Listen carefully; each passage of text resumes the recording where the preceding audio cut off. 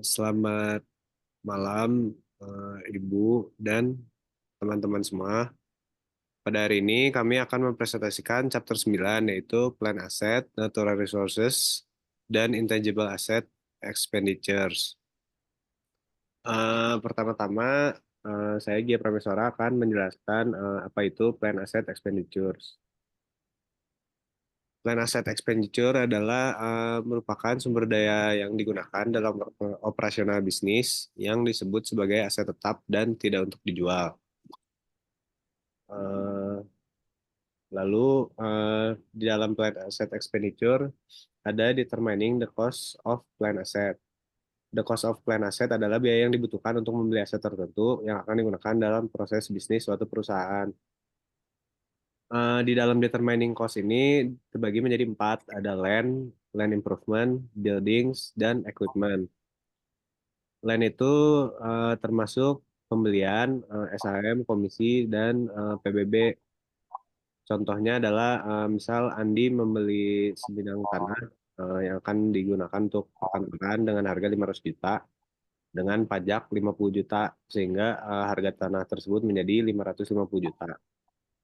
Lalu ada land improvement. Land improvement biasanya merupakan biaya yang digunakan untuk melakukan perubahan lahan seperti pembuatan jalan, lahan parkir, dan lain-lain.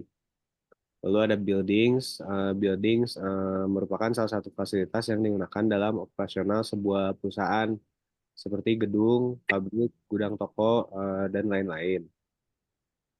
Lalu terakhir ada equipment. Equipment termasuk aset perusahaan yang digunakan dalam menjalankan proses bisnis seperti kontainer, mesin pabrik, truk, dan lain-lain. Lalu selanjutnya ada depreciation method. Depreciation method itu biasanya digunakan untuk mengalokasikan biaya aset tetap selama ada masa manfaatnya. Dari sini ada dibagi 3, yaitu metode straight line yang biasa kita pakai, eh, metode unit aktivitas, dan terakhir adalah metode declining balance. Kalau metode straight line itu biasanya contoh soalnya adalah kalau kita punya mesin harganya 10.000, nilai sisanya 1.000, dan umur ekonomisnya 5 tahun. Tinggal dikurang aja 10.000 kurang 1.000, lalu dibagi 5. Jadi hasilnya 1.800. Untuk sisanya sudah saja. Boleh ke teman Selanjutnya, selanjutnya. perkenalkan nama saya Kiti Faisya. Saya akan menjelaskan tentang retirement of plan asset dan sale of plan asset. Yang pertama, retirement of plan asset, yaitu pensiun aset tetap. Hal ini terjadi ketika suatu aset tidak lagi digunakan dalam operasi bisnis dan dibuang atau dihancurkan. Hal ini dapat terjadi karena aset yang sudah rusak atau tua, tidak efisien, atau tidak lagi memenuhi kebutuhan bisnis. Jika terjadi retirement of plan asset, perusahaan harus menghilangkan aset dari buku besar dengan cara yang pertama, hitung book value dengan cara biaya awal aset dikurangi accumulated depreciation. Yang kedua, debit akun accumulated depreciation untuk jumlah accumulated depreciation yang telah dicatat. Yang ketiga, kredit akun aset untuk biaya awal aset. Yang keempat, debit akun kerugian atas pelepasan aset untuk selisih antara biaya awal aset dengan accumulated depreciation. Yang kedua ada sale of plan asset, yaitu atau penjualan aset tetap. Hal ini terjadi ketika suatu aset dijual kepada pihak lain. Penjualan ini dapat menghasilkan gain atau loss bagi perusahaan. Ada dua, ada kerugian atau loss on sale. Kerugian atas penjualan aset terjadi ketika harga jual aset lebih rendah dari nilai bukunya. Kerugian dicatat sebagai beban dalam laporan laba rugi. Kemudian ada gain on sale atau keuntungan atas penjualan aset. Keuntungan atas penjualan aset ini terjadi ketika harga jual aset lebih tinggi dari nilai bukunya. Keuntungan dicatat sebagai pendapatan dalam laporan laba rugi. Selanjutnya Lanjutkan. dilanjutkan.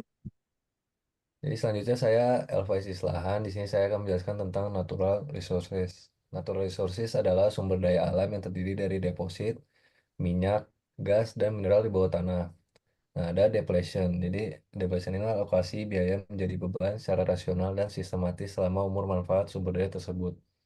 Rumusnya tersendiri di sini ada total cost dikurangi dengan residual value dibagi dengan total estimated units available. Nah, itu kita bisa dapatkan depletion cost per unit. Nah, contohnya misalnya ada perusahaan batu bara mengambil 250.000 ton tahun 2024. Nah, 250.000 itu dikali dengan depletion cost per unit ini. Untuk countingnya, jadi nanti ada inventory atau batu bara di debit dan di kreditnya ada accumulated depletion ini. Nah, selanjutnya saya akan menjelaskan tentang intangible asset. Di sini intangible asset adalah rights, privilege, and competitive advantage yang timbul dari kepemilikan aset jangka panjang yang tidak memiliki wujud fisik. Nah, accounting for intangible asset adalah limited life, amortisasi menjadi bahan, dan kredit akun aset tidak berwujud. Selanjutnya ada indefinite life, tidak ada batas, waktu yang dapat diperkirakan, aset ini akan memberikan arus kas dan tidak ada amortisasi. Nah, contohnya itu ada seperti patent, copyrights, trademarks, franchise, license, dan goodwill. Paten itu adalah amortisasi menjadi beban. Paten memberikan pemilik hak eksklusif untuk memanfaatkan invensi selama periode tertentu.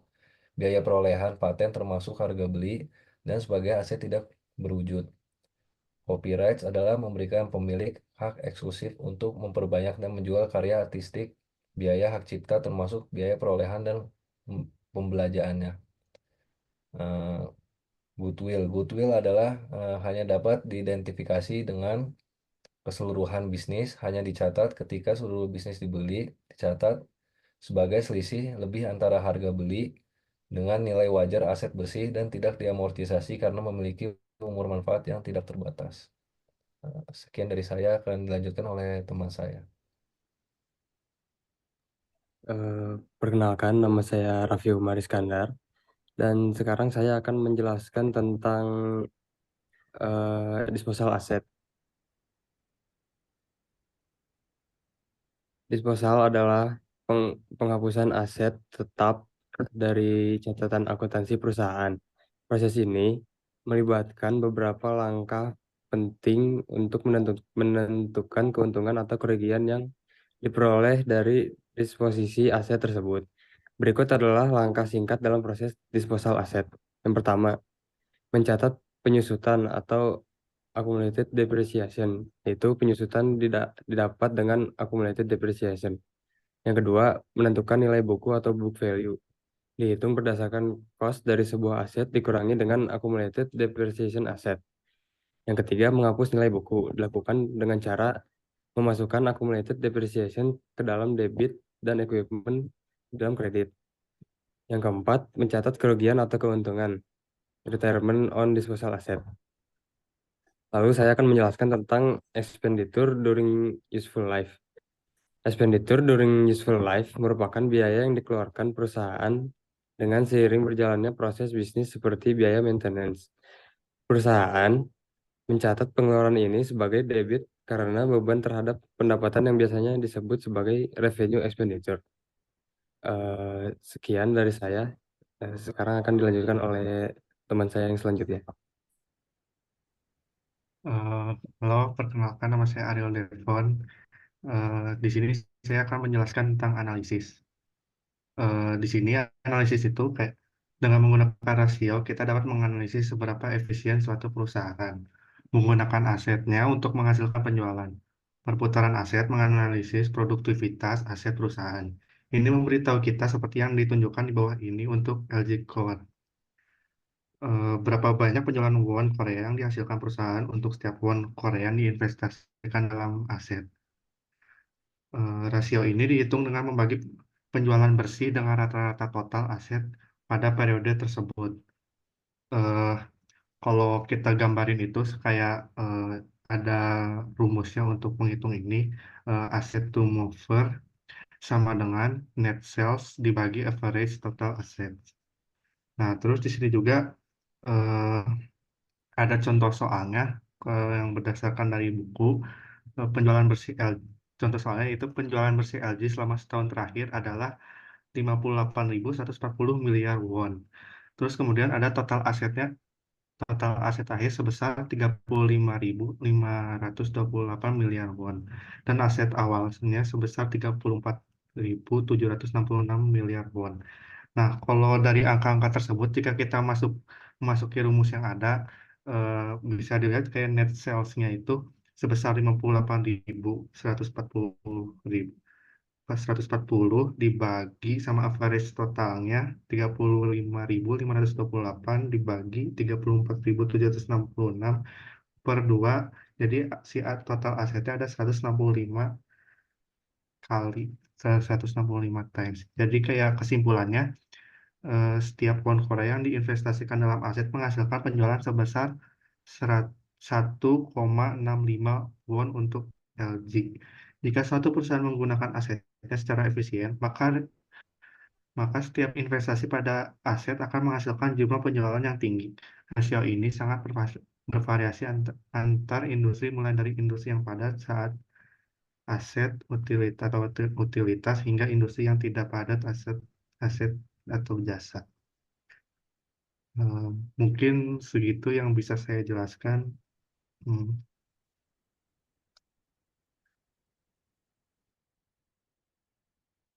Baik,